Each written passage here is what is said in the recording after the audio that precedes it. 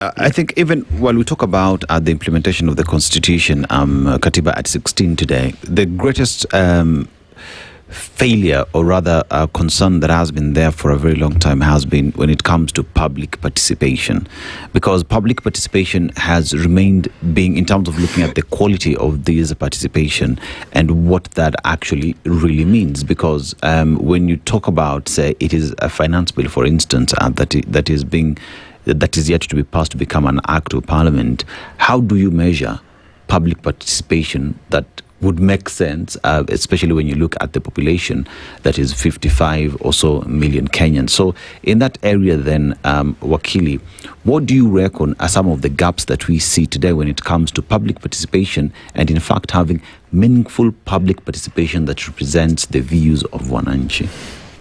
My view is that there is no gap in the Constitution. Mm-hmm. The Constitution is supposed to be a body of principles and values that we should pursue. And public participation is then ingrained in Article 10 of the Constitution as a national principle and value. And that beyond that, the various provisions of the Constitution require public participation, and the public themselves are then required by, I think, Article 3 to protect, promote, and defend the Constitution. And that would include ensuring that they participate in the governance. So it's not only a right, but it's also an obligation to the citizens. Now, you then ask me the question whether there are gaps. Definitely there are gaps. It was a new way of governance that would completely alter our governance processes. And you'd expect that there is push and pull between the old order and the new order. Because the old order, where there was little participation, gave discretion, especially to public officials, and that public participation reduces this discretion significantly. Courts have had an opportunity to litigate on the principle of public participation, and the ruling or subsisting jurisprudence is that public participation must be real. It might not just be, something that is done to tick the boxes. And for it to be real, it is incumbent upon the duty bearer to demonstrate that the citizens, one, have full information that would require them, that would enable them to participate.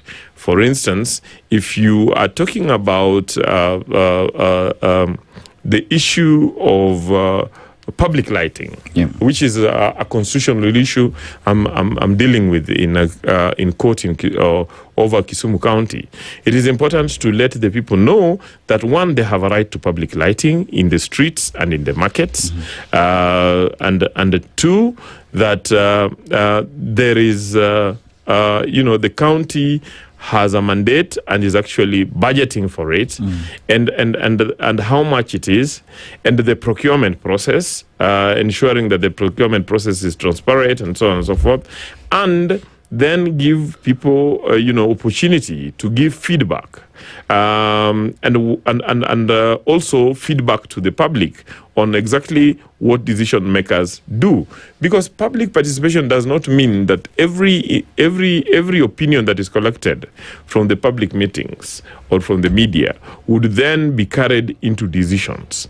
But then the public officials are obligated to consider each and every view that comes and consciously make a decision on whether to accept it or reject it. And when they reject it, they are under obligation to give feedback to the public.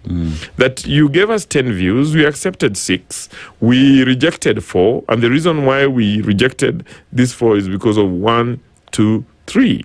The decisions could be about budget, could be about legality, it could be about public policy, and so on and so forth. I mean, so there is a huge gap. As I finish, there's a huge gap in public participation. And I think the most important thing would be to carry out public awareness and civic education so that the people can understand and realize. I know that I have not read this bill, but there's a bill that has been passed in Parliament that was moved by, the Rarieda MP, Dr. Utiende Amolo. I've seen him discussing it in his social media pages. And I think that would be a transformative issue to operationalize the principle based on decisions that have been made on the court and actual practice over the last 16 years, so that we can have the do's and the don'ts and standards to measure that public participation is effective. But it is also important to appreciate that public participation cannot be the same in each and every issue. It will depend on the issue, it will depend on the interests that are involved and the impact that it will cause.